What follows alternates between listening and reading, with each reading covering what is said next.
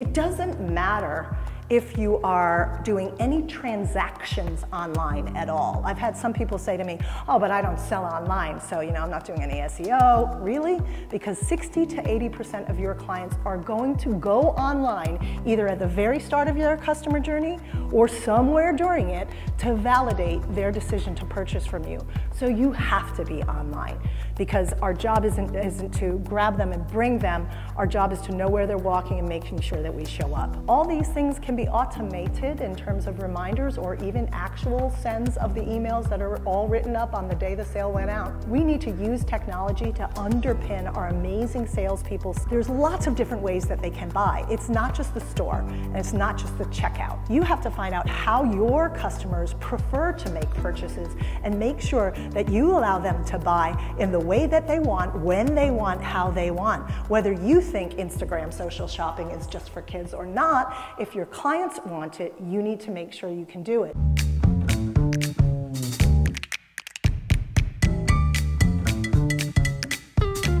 I'm Elle Hill. I'm the founder of Hill & Company, fine jewelry launch and growth experts. We're in the business of building businesses and helping them to grow more swiftly and efficiently. And I'm here today to talk to you about why the sale begins after the sale. And I wonder if I could have a show of hands. How many of you guys are retailers? Whew, that is great. Okay, so you're gonna help me add to the slides here. Half of the reason why I love Conclave and I love coming here is because you guys are in that final 13 inches in front of the client, and you know what they're saying, and you are the most powerful people in this room. And just as Michelle said at the top of her talk yesterday, which was fantastic if anybody else was in there with me, you guys know most of this stuff already. You are the experts at running your retail operation or your online selling business. But what we do is we kind of put it into a framework and a system so that we can think about how it fits into what we should be doing. I'm going to stop every now and then and breathe, because I get really excited and passionate about this and about the ways that we can help our customers deepen and initiate and deepen their relationships with us so that we can continue to be a part of the most important times in their lives, right? Okay, you're standing in your store, and the customer has just walked out, and they're probably delighted, right? Wow, that was amazing. I love the champagne that I had while we were looking. I love that she asked about little Sarah and when she started in grade school, what do you call it, elementary school here. It was just fantastic, and they're walking out with their bag, and it's so cute. They're gonna use it again and again and again, and people are gonna see your name on it. And what do you do now? Do you celebrate? Yes! Finish line hit. She shoots, she scores. Is that it? Is that what you have to do now, right? No, that's not what we're gonna do now, right? Because it's not the finish line. It's the place where the relationship begins. It's the place where you have the biggest confirmation that someone loves what you did, that you feel validated, that you feel that you are the right person to sell jewelry to them because you put the time and the effort and the energy in. And so you have a captive audience that's already indicated with their wallet that they appreciate you and that they want to purchase from you. So this is really the place where everything is going to start. So the sale is not the finish line. It's the place where you get to begin to deepen the relationship. But why, right? I'm in the business of growing businesses, right? You are in the business of delighting your customers and selling them jewelry, the majority of you in this room, I noticed. Why is this so important? To me, it's because the cost, the actual dollars and cents of acquiring a client is much, much higher than the cost of keeping a client if you're doing it right. So if the sale is the finish line, that very high cost of client acquisition, what are those costs? Your advertising, your marketing, the amount of money that you pay the people that work in your store, the champagne that you poured, the boxes, the cost of goods itself. The cost of client acquisition is super high. And if you get one sale and you celebrate it because of the finish line, it's a really high percentage of that sale. But if we take that sale as the starting block and we say, let's build a relationship with this client so that they come back to us a second time because they really enjoyed that first interaction, and another time, and maybe we become their jeweler for life, the percentage of that cost of client acquisition reduces and reduces and reduces, and it becomes something that we can actually fund and invest in further. So this is why, in the business of building businesses, I love to talk about why the sale begins after the sale, right? Full disclosure, I owned my own retailer also with boutiques in Hong Kong and England, and I brought it public on the Australian Stock Exchange in less than 5 years. So I started to think, you know, I know how to do manufacturing retail because this is my history. So I've stepped in your shoes, I've stood on my showroom floor, I've started a retail operation from scratch, and the sale is always beginning after the sale, right? So what do you get if you invest in this? Because you know that the cost of client acquisition is going to reduce by percentages every single time you keep that relationship going. You get enriched customer profiles. It's a really, really big way of saying you know more about them, right? And you capture this data across those 13 inches over the counter, right? An enriched customer profile means you know that Susie is their daughter. You know she's starting elementary school in September of 2000. Oh, how far can I go? I'm glad I'm not a TV presenter because this is all new to me and the amount of like equipment going on is crazy. So it's much easier in my backyard in the garden. So you get more information about the client. And if you know more about them, you can serve them better. You can give them that telephone call that says, I know your anniversary is in June, it's 2 months from now, and I just saw this fabulous eternity band, right? So the more you know about your customers, oh, I hate Facebook, you know, that's for people who are old, I'm only on TikTok. Maybe we should be on TikTok. You have so much more information when you say to yourself, the sale begins after the sale. I'm gonna absolutely go over and push buttons every time. And Pam's gonna yell at me because it means that I'll be out of screen. Okay, you're gonna get an increased average order size. Statistically, when your customers buy from you again and again and again, they generate more and more confidence in you to buy higher and higher ticket items. So you want to invest in that relationship after the sale because that's going to make sure that you're constantly giving them the confidence to make larger purchases with you. And the lifetime value, the LTV, is going to go up and up and up. And that's what's going to help you reduce the percentage of client acquisition costs of each purchase that they make. The benefits keep going. I really wish that someone could run and find out if we could get a clicker, because I'm just going to run off screen again and again and again otherwise. Thank you so much. Okay. And the other thing is loyalty.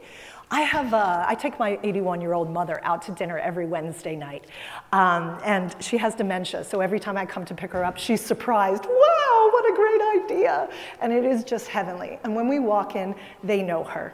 They know her limitations. They don't remind her that she was just here last week. They say, it's great to see you, it's been so long. And that makes me go to that restaurant again and again and again. And so you are also going to experience that kind of customer loyalty of when they walk in, you say, oh my God, how was it? Was she nervous? Did you cry more than she did when she started? So this is customer loyalty at its best by investing in beyond the sale. Obviously, that experience is great. I probably don't have to, I'm going to click it all the way through this time so I don't have to walk over. So the data, it is about dollars and cents, because if we don't have a profitable business, we can't be there to be part of all of those important purchases that they're going to make. So we have to keep our eye on the service level being so high that they have that wonderful satisfaction that they come back again and again and again, and we're still profitable and standing to serve them. And finally, the insights that you're going to be able to tell your marketing gal or guy, or that you're going to be able to tell your buyers, wow, you know, 3 people in the last month have said to me, I really would love some earring jackets for those studs. So you're going to be able to say, hey, product development team, that's what we really need.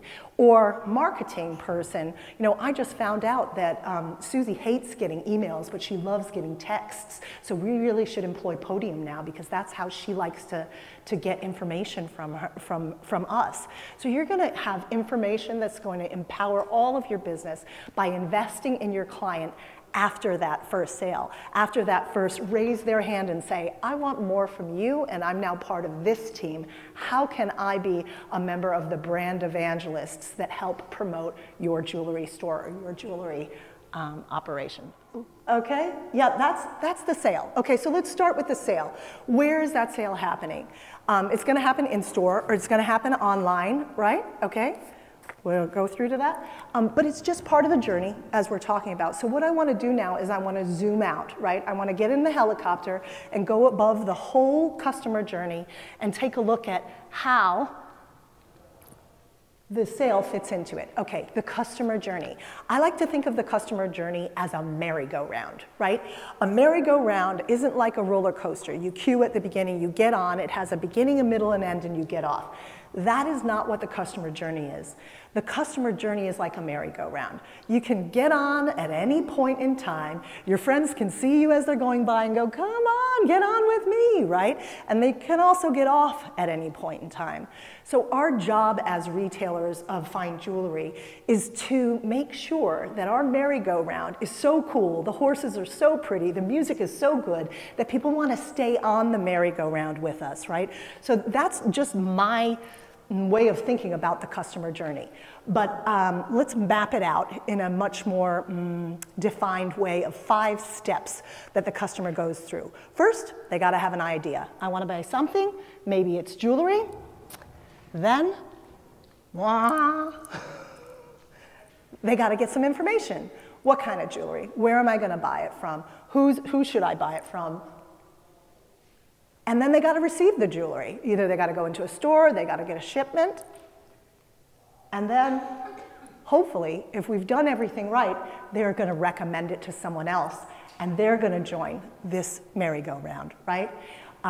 Every single step on this journey, maybe every one of those arrows, I want you to think of them as a hurdle, right? It's a race that your client is running, and they want to jump over every hurdle. They're rooting for you to help them jump over the hurdles, and you need to be there to think ahead of them to pave the road so that they can jump over seamlessly and move on to the next hurdle.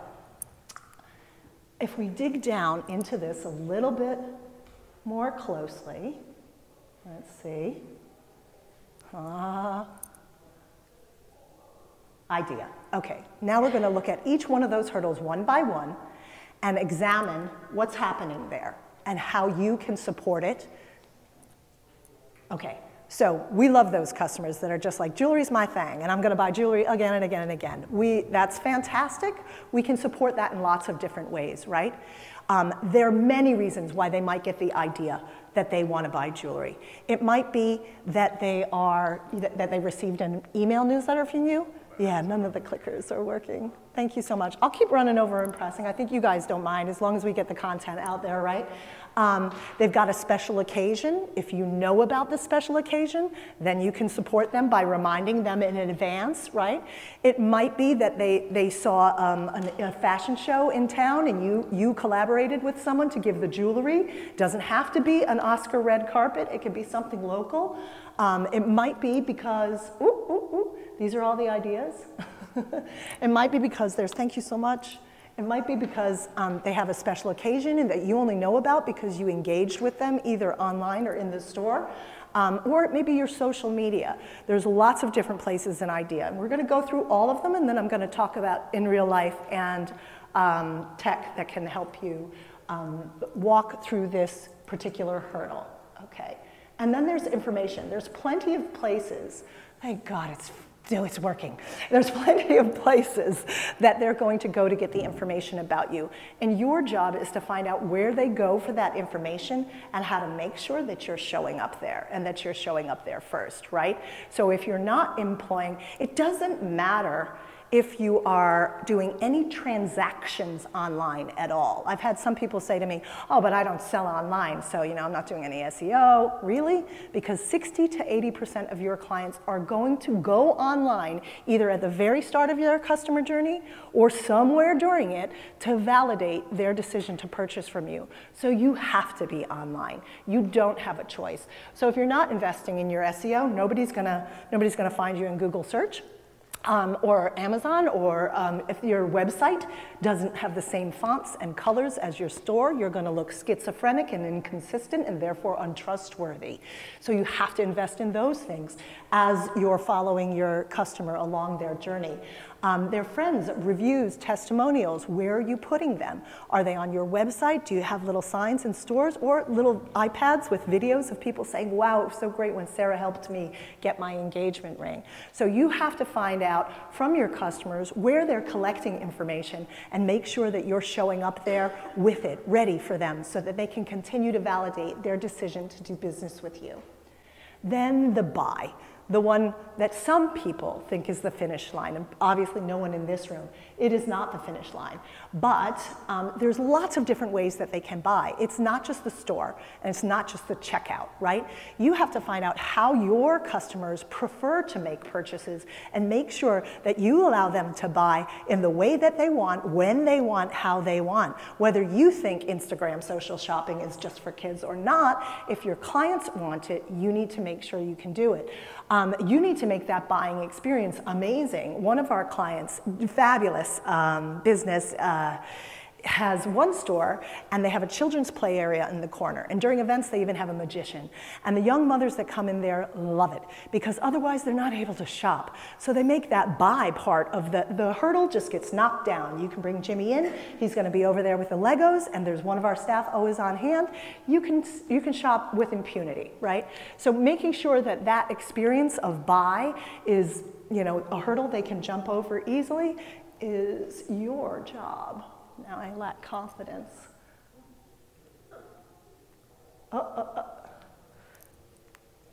Buy, receive. Okay. Receiving, this is a huge one that people often overlook because, okay, they already bought it, it's all done. But on this one, we have a lot of ways that we can make sure that it's another delightful experience, right? They might be coming back for a personalized piece back into your store to pick it up. You want to make sure you have that champagne at the ready again, or the coffee, or the children's play area. You want to make sure that the box or the bag is something that they really like and it's going to look chic as they walk out of the store with it. You want to make sure that you say, thank you so much, and I want you to come back next time. Maybe it's a gift card with a discount for the next purchase. And maybe there's just a sneaky handwritten note saying, I know you're going to love it. Thanks for shopping with us, in the bag. So receiving or in the box.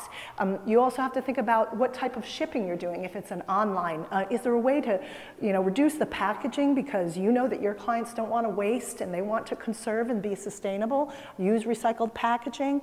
Make sure that you're not over taxing the planet.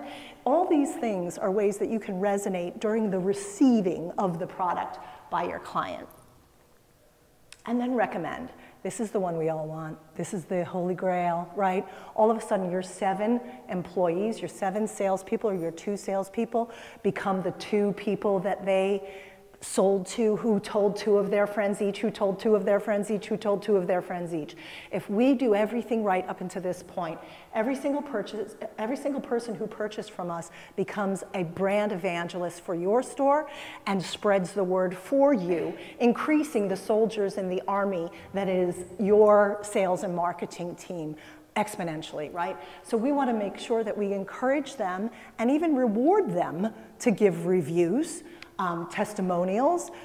Some people, like me, don't mind being on camera at all, and so you can say, hey, we could do a quick video. You'll understand and you know who is what style of person, and you will capture it and memorialize it in your CRM or in your clienteling book so that you know every time, and anyone who serves them knows every time, what that client is comfortable with. And this is where we help them jump over this hurdle. We make it easy for them to give us reviews. We request them and we make it very simple for them to do it. And we'll drill down into that a little bit more. Hi, Elle Hill here. Do you want to learn how to get on the phone with any buyer that you want to work with without an introduction or a referral?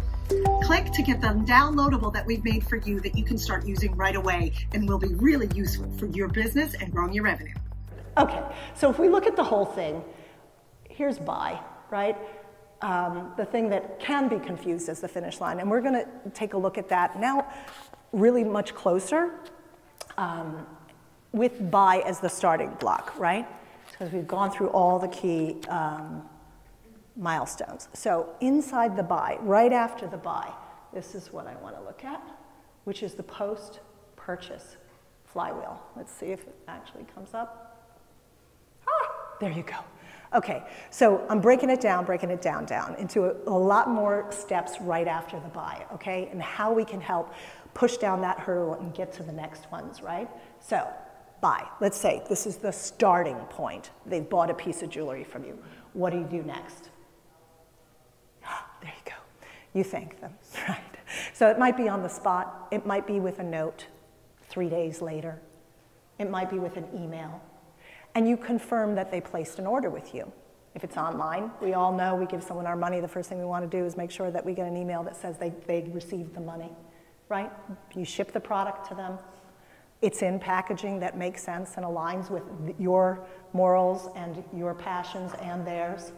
After 3 days, you do a check-in. Did everything come all right? What did you think? Were you as delighted as you were in the store? You're not selling anything.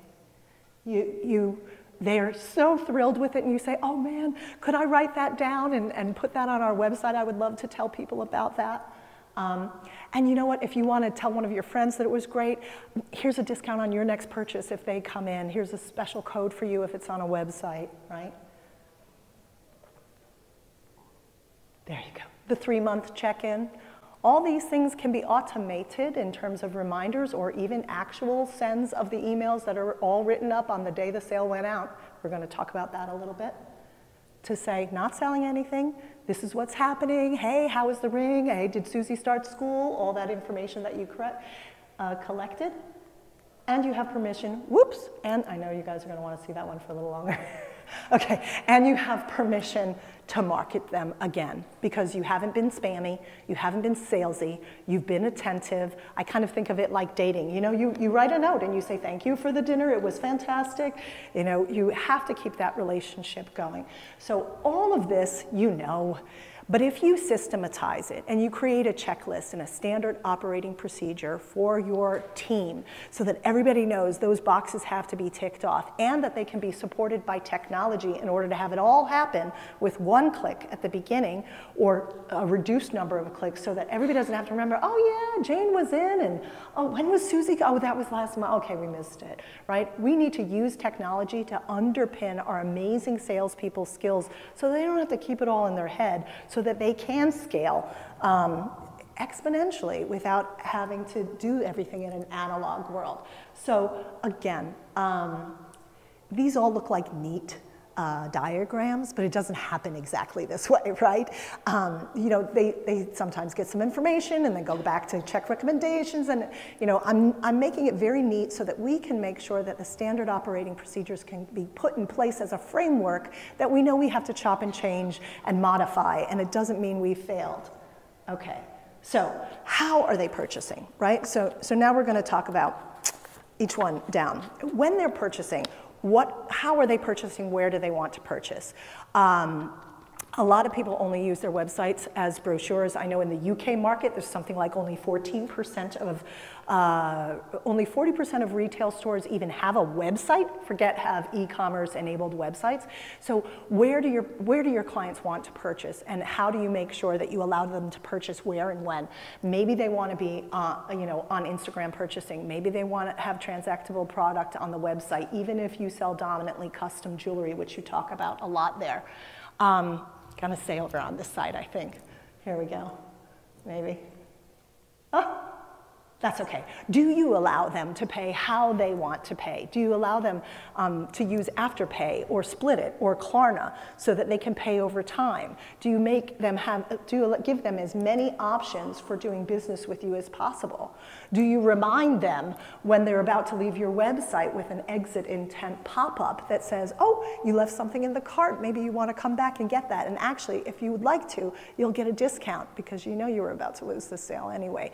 This might be a strategy for you, and are you communicating them and using these technology tools that will automatically happen for you in order to have a great buying experience? So we'll go right here. So in order to do all these things that I've been talking about, you are powerless unless you know the information, right? And this is where you guys, I'm so happy to come to Conclave and have 3 of my team with me this year, because you guys know the end consumer more than anybody else in the industry, and that's who we're all serving, right? So when your team is talking to them, we need to have that checklist, which is inherently in a great salesperson's back of their mind, but it needs to be captured and memorialized in a CRM of some type or a client book of some type.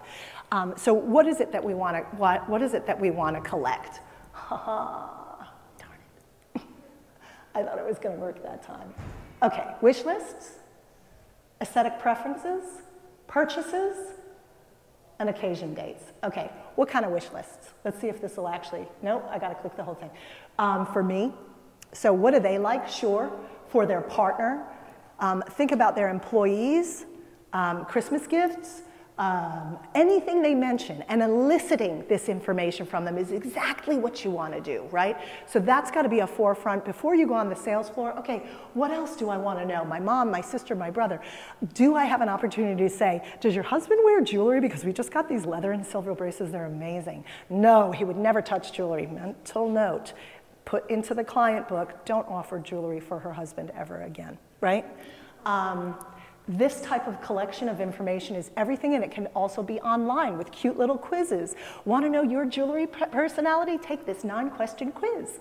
And then you have captured the information about somebody who you're serving online, just like you do over the 13 inches of the counter. So their preferences.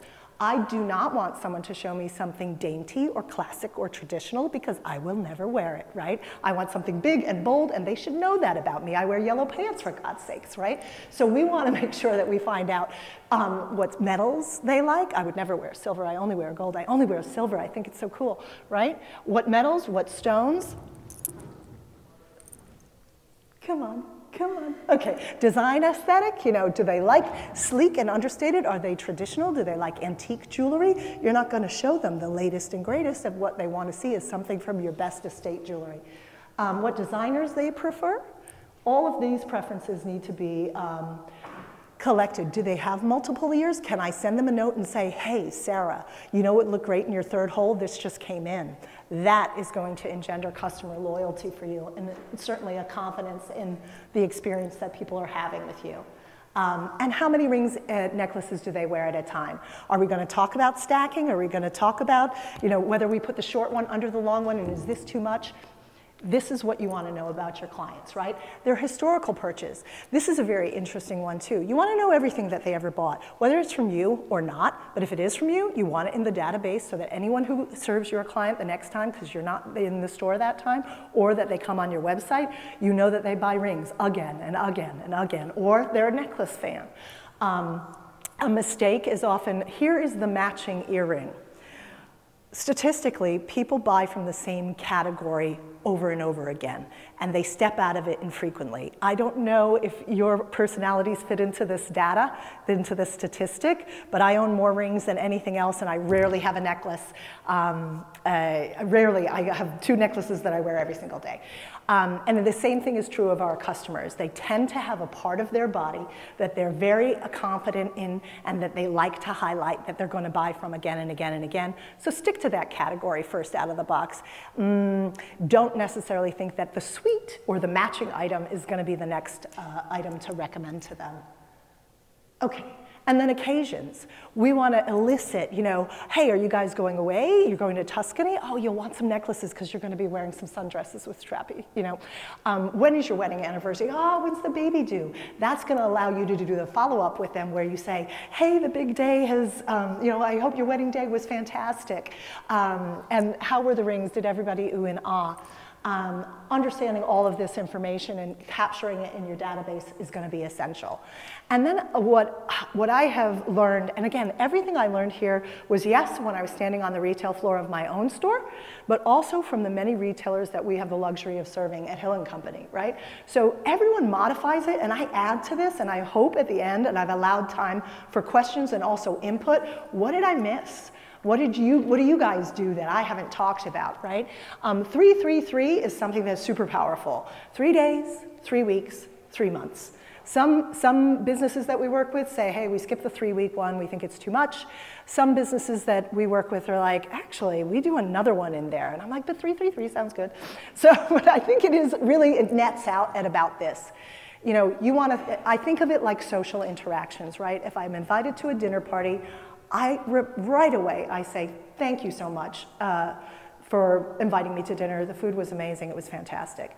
As a retail person, as a retail salesperson, we don't want to be cloying, we don't want to be in your face, we don't want to be all over somebody and be that annoying person that will never stop. 3 days later is a perfect time to say, it was wonderful to have you in the store. Thank you so much for being on our website. We are thrilled that you purchased from us. It's just a thank you, and it's just polite. And that resonates with people. 3 weeks, I hope you've been wearing the ring and it's been meeting your expectations. Don't hesitate to let me know if there's anything you need with it.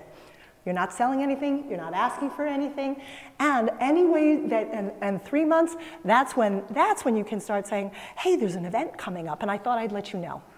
Again, you're helpful, you're adding value, you're not begging for a sale because you don't need to, because you offer a delightful and amazing experience and you really get to know your clients so that you can give them that. And again, we're going to talk about how we have to use their preferred types of communication. You gathered that. When they were in the store, it's one of the checklists in the morning before the sales team goes out. Make sure that we say, hey, would you like us to tell you about stuff on text? Or do you use WhatsApp? Or do you want us to like DM you things? What's your preferred method of communication? Finding that out is super important. I can't stand email because I can't get through the 500 a day that come in, but if someone WhatsApps me, they get an answer right away. And my whole team knows this as well. So we need to know this about our clients. What is going to be the way that they want to hear from us? Okay, 333. The most important email in your life. The email, like we get asked this all the time, and we work with gorgeous and intelligent marketing professionals, and we oversee their interactions with our clients as we're growing their businesses. What is a great email and how do I make sure that it gets opened? You know, we get excited about email because someone's given you permission to interact with them and they are going to open it. 20% or more of the people who receive an email from you are going to open it. Versus your social media, you're going to get 0.02 or 0.03%. The power is there when someone's giving you permission to send an email to them that they will open it. But what is the magic email? What is the magic email that more than 100% of the people are going to open it? And I say more because they're going to open it more than once. They're going to open it over and over and over again. Please, God. There you go. 100%. It's your order confirmation. It's not sexy, but it can be. And people are waking up to this, right?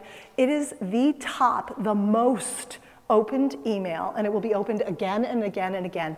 Transactional emails. Here's another reason why the sale begins after the sale. Because everyone who has just given you money, whether it's online or in the store, is paying more attention to you now than they ever were before. Was my order received? Is it about to be shipped? They're opening those emails right away. Transactional emails are the golden real estate that most people don't use to say, hey, this is how we're still fabulous and this is what else is going on. And here's the other things you can buy and the other ways you can interact with us. So we're going to go through this here. I just picked a bunch of random ones to show you, okay, the more information you give someone who's given you thousands of dollars or hundreds of dollars, the more comfortable they feel. Here is your order, we got it, we thanked you for it, we've told you when it's gonna come, and we've told you what you can do if you've decided that it's not for you, if you have purchaser's anxiety. It is so easy to change your mind with us. You'll buy from us again and again and again. You can see also on this one, all of the social media is there, clickable. We're going to talk about that in a little bit, and we can improve upon this, right? Every bit of information is there so that they feel comfortable, and they're going to open, 100% of the people are going to open this email from you. So how else can we make this more beautiful, more on brand? And the sequence of emails that can be automatically set up in Conclave or HubSpot or several different types of technologies, and you'll find the right one for your size of business, that flow from that are the most opened emails in by your consumer, right? Far exceeding any of your marketing emails, right? And those sequencing emails increase transactions by 40%. So you're going to have 40% more interaction, more transactions with your consumers if you employ this technique, right? So here's one. Here's an example of one that comes after. Thank you for joining the group. I don't know about you, but like, you know, I own a Prada handbag. When I'm looking through Vogue and I see another great ad with fantastic creative, I go, yeah, I bought the right thing. They are still cool. They are still cutting. It's just validation of the purchase that I already made. People want to interact with you, right? Welcome to the Hive. And here, let me see if I can get this to Sue. Thank you. You know, they can do business with everybody else. Thank you for flying with us, right? And don't forget, you have this coupon code. You can use it off your next purchase. Let's say it's after the sale, right? I watched The Queen's Gambit on Next. Actually, I read the book first. I read the book, and I was like, oh, I really enjoyed this. I didn't read it. I listened to it on Audible while I was walking, because I walk a lot. So I listened to The Queen's Gambit, and then I was like, oh, there's a Netflix account on it. Let me go, and I binge-watched The Queen's Gambit. Then I went on Google, and I was like, who is that actress? She's amazing. And I read articles about her, and people like to go down the rabbit hole with what they like. Give them a community to participate in. Have those newsletters that are highlighting your staff so that they can continue to see them and develop trust with them and communicate with them like they've joined a tribe, right? I do like this one. Sales receipts. Again, this is all under the rubric of transactional emails, right? So anything that has to do with your transaction, I'm making sure I'm not taking up too much of your time. Okay, sales receipts. These are super powerful. Increases click-through to your website by 55%. SEO is going to take you 90 days to even make a ding, and the people got to learn for 6 weeks, and then the algorithm has to learn for 6 weeks. You just make sure that your sales receipt comes out and add some clickable parts, and they're going to come. This is going to drive traffic. This is a receipt. It's going to give you the information that you need on a receipt. It's going to say thank you because we're polite, and it's going to have clickable links to your social because that's me going down and watching the Netflix show, right? That's them going, hey, yeah, what do they do on social? And then just aside, because I can't help myself, I've never been able to stay according to scope, is, you know, your social cannot be product, product, product, product, product, product, product, because then you're the guy at the party that says, hi, I'm John, I sell insurance. Hi, I'm John, I sell insurance. Hi, I'm John, do you want to buy some insurance? You want to buy some? Everybody is backing away from John, right? Your social has to make sure that it shows who you are, who your team is. Get their faces on the screen. Film them from over the shoulder if they're shy. Make sure that you show your personality, because people do business with people, not with products. So make sure you show your people. And when they click through, as 55% of them will do, from your sales receipt. So don't overlook these they are the most powerful real estate you have. If you take nothing away, how can you make your sales receipts be as beautiful as your Instagram grid? Okay, because I don't think any of these businesses have done a good job. And I have an NDA with our clients to tell you how we change this. Abandoned cart at buying stage. Okay, this is a great one. Two-thirds of the people will leave stuff in their cart. I personally leave stuff in my cart and create an account on purpose, so someone will send me a discount code in order to complete my purchase. And you guys can do the same thing. I have carts all over the world waiting to get a discount code, and then I can see the companies that are like, we don't need to, you're gonna come back. Two-thirds of users will abandon a cart after getting to the buying stage. Two-thirds. So why don't we remind them? Why don't we help them? Or why don't we do exactly what I wait for, is give them a discount code. And look, you have to know your brand. We never discount, we never go on sale. Maybe there's some other benefit or value. You will get the first invitation when Just Jules comes in to do a pop-up shop to our champagne vernissage the night before. You can add an encouragement, a money can't buy experience that you will give to them if they go back and complete that purchase. Put the name of the product in the subject line, because if they're like me, they've got a few of them out there, and remind them, you're almost there. You can complete that purchase and encourage or reward them to do it. shipping confirmation. Sexy stuff I'm talking about today. This is all, but it is the real estate. These are the 100% open rate emails that you can't overlook. So that's why I'm taking the time to drill down. Include cross-selling information in here, right? Complementary products, let's see. There you go. Your order is on its way. And then give them power. They've given you money. They want to know, where is this product? When is it coming?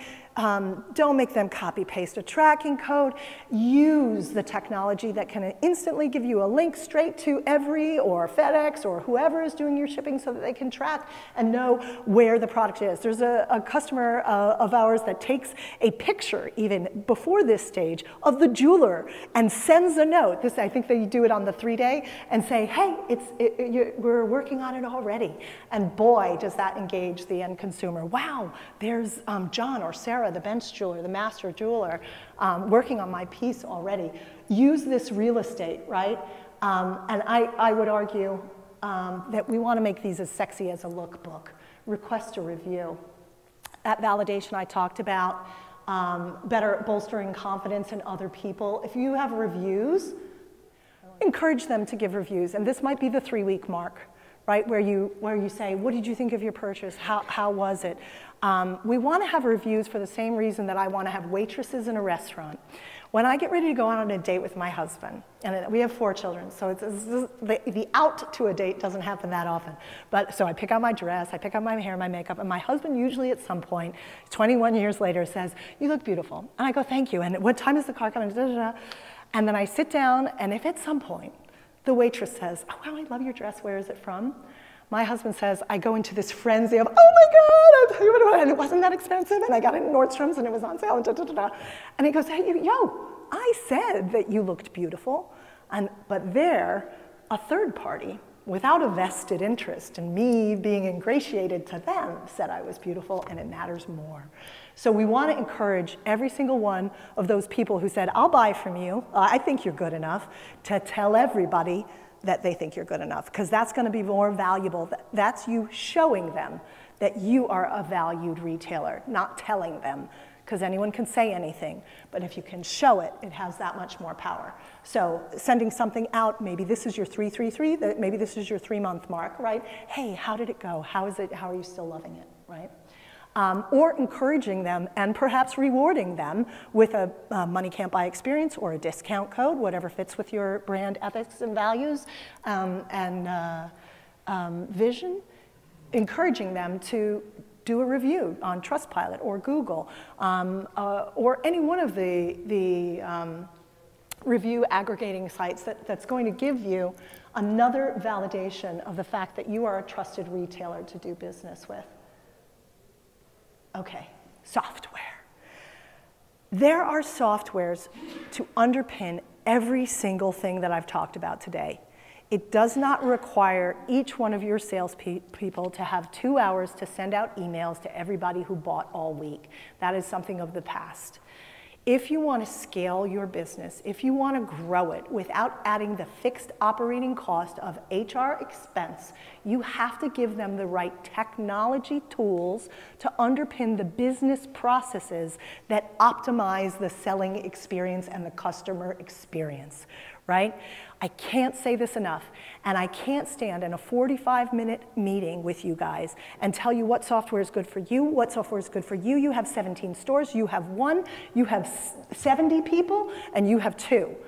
All of these softwares, did they click up? Yeah. Okay. All of these softwares, you have to find the one that's right for you. You have to be a huge business, for example, to use Salesforce. It's not going to make sense if you have a 4-person team. Monday.com might be sufficient for you, or HubSpot at a smaller version. Each one of these softwares has either a 1-month, 2-week, or 1-week free trial. Each one of them is a monthly subscription. They're managed in the cloud. They charge you a fee by the number of seats, for example. So what you have to invest in is the time to say, okay, all those things you may be doing, and maybe your sales team is doing instinctively, but you're creating them in a standard operating procedure of what's the information you need to collect, how many times you need to interact. Your salespeople, people do business with people, not with machines or automated software. So they're driving the truck, but they need the truck. They need the tools, right? So make sure that you take the time to go through all of these stages and take a look at which software can help you automate those sequenced transactional emails that are going to flow from the one button press that says order placed, right? Okay, then we've got all the emails are out and the item is delivered. Packaging is super important because it can speak to your values. It can speak to sustainability. It can speak to waste. Think a lot about your packaging. Make sure that your packaging looks like your website, looks like your social media, looks like your store. Make sure the same fonts, the same colors, the same style, the same aesthetic. Because that is what is, they will not know why they don't think they can trust you, but they will feel that they can't if these things aren't all in aligned. Consistency breeds trust. So when we used to always have look, touch, and feel, we don't today. So we have to count on know, like, and trust. And knowing is expecting the same thing again and again. I know they're going to show up in this font, in this color, with this style. It's always going to be over the top, or it's always going to be understated. It's always going to be shabby chic. It's always going to be ladies who lunch. The consistency of your packaging is super important. And this is really about returns and not shipping. I love this one, because the sale is not the goal. 92%. If it was easy for me to return, whether it was in-store or online, I'm going to buy again and again and again. If there was any hassle, if there was any pushback, if they made it hard, I'm out. So these three manage the whole after sale, tracking, confirmation, sending the emails. You have to find out what is the one that is right for you. What is for many, it's how much can I aesthetically make the automated emails look on brand with my business, because I can't express the importance of that enough. But again, you have to do the homework of saying, okay, I know now that maybe you knew all of this already, what you've got to do after the sale, but we need to put it into a standard operating procedure that everyone knows that we've got to make sure we tick at least those boxes and then count on their strength as salespeople to zhuzh it up with their own flair, let their freak flags fly. But how do we give them the tools so that they don't have to become admins, and we can use the skill set that we're paying them for, and we can let the technology help underpin that fabulous skill that they have. And then I'd love to open it up to the floor for any questions that you might have, or can you educate me? Are there things that you do that I didn't touch upon today during the talk that you would like to educate me and the other people in the room? And is there anything you expected to get out of the talk today that I haven't delivered to you yet? Because it's coming out of my pores, and I would be happy to share anything else that you guys might like to know. Got it, okay. The question was, if you've been in business for a while, how do we go backwards and get that information? And I know what you're talking about, and I know everyone else has experienced this during this week.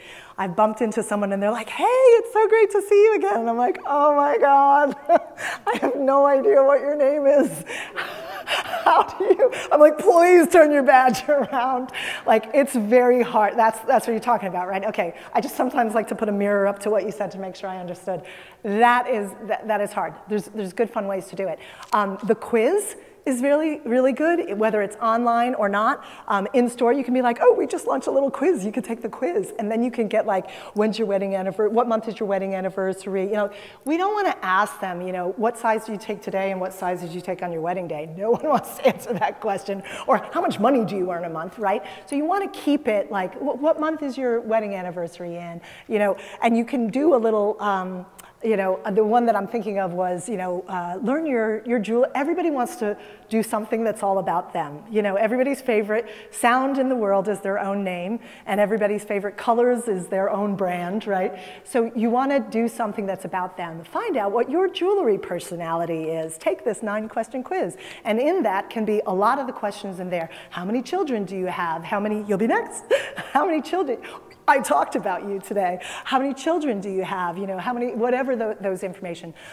In store, I saw a great presentation on day one of a jewelry store who does double team selling, right?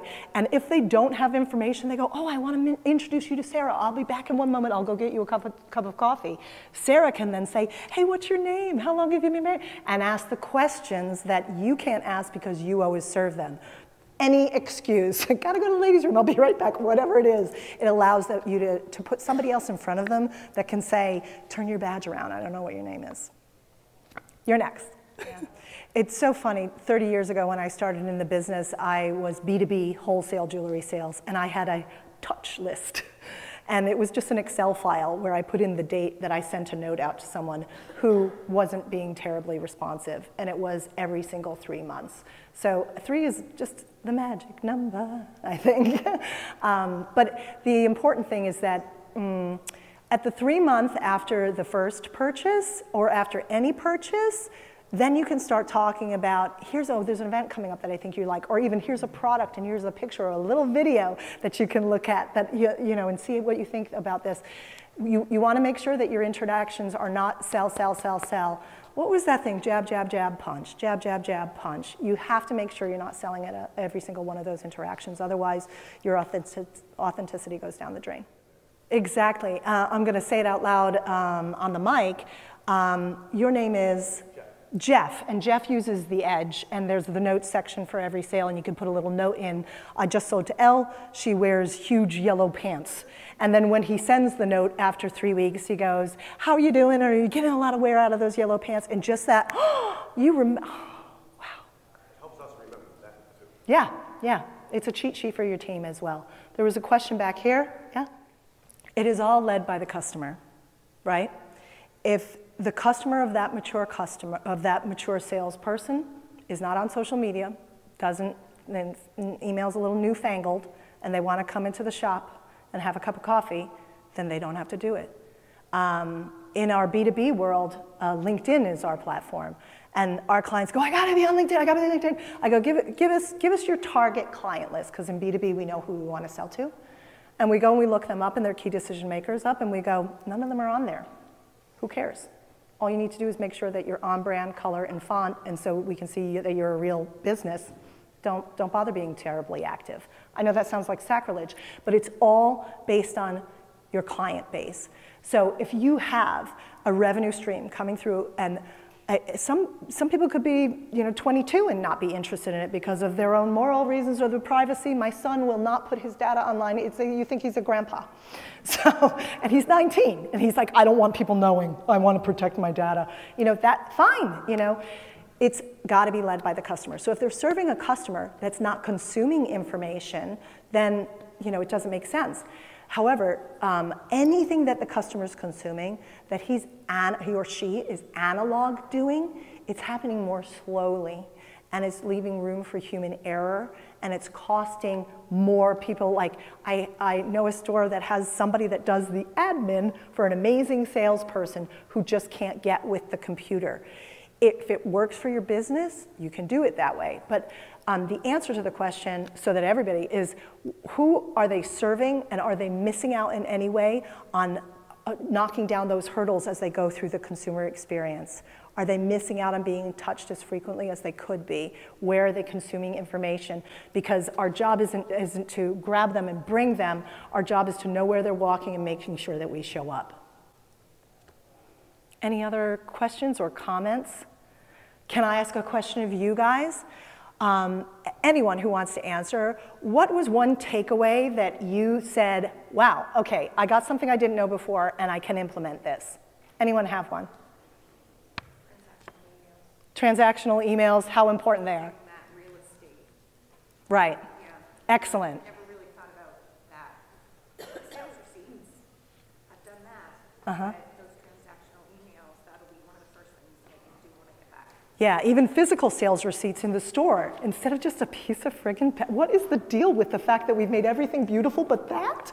Like, can't that be a gorgeous thing with other images of jewelry that we put out, and we can automate it? Hi. Who else had good takeaway? Putting our team members on our Yeah, super important. Yeah, yeah. You invest. That's one of your biggest operating expenses, right? And one of your biggest investments, right? It's like finding a spouse to get a fantastic teammate. Highlight them. Let them, their unique idiosyncrasies and personalities shine. Did anyone else have a takeaway? The handwritten thank you note and the transactional bag. I think we focus so much on being up with the technology, up with the times, and forget about the small personal touches. Yeah. Absolutely. Like the technology revolution, like there's nothing like a handwritten note, man, especially in a shipped thing, and especially if you can mention the yellow pants. Imagine you got a shipment from Amazon and it said, Elle, I hope you really enjoy these and I hope you got to wear the yellow pants again. I mean, woo, you know, fantastic. Anyone else have a question or want to share a takeaway that they managed to get out of today's session? Are we doing good on time? I'm on time. I'm bang on time.